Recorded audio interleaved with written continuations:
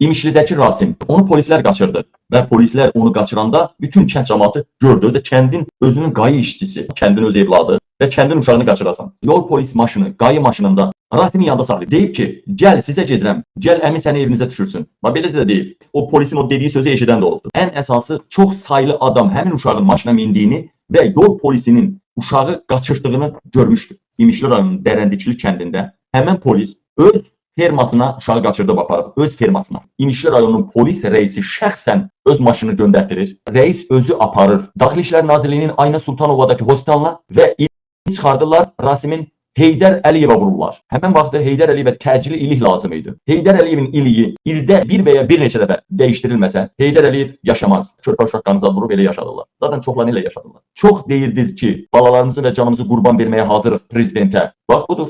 Əla, artıq yollardan uşaqlarınızı polislər belə maşına basıb aparır. Birbaşa Daxili İşlər Nazirinin badvalında çıxardılar, suya atırlar deyir, çaya düşdü öldü, ya çayda çiməndə öldü, ya da dənizə atırlar. Bax bu Rasimin meydini niyə ortaya çıxartmırlar? Rasimin anası deyir ki, bilirəm, uşağı öldürmüşsünüz. Gətirin, verin, heç olmasa dəfn edin. Uşağı polisin qaçırdığını çox adam görürdü. Ona görə meydi vermədilər. Çünki meydi versələrdilər, sıraz baxacıyla harasını deşib, haradan çıxardıblar. Heç çıxartmırlar.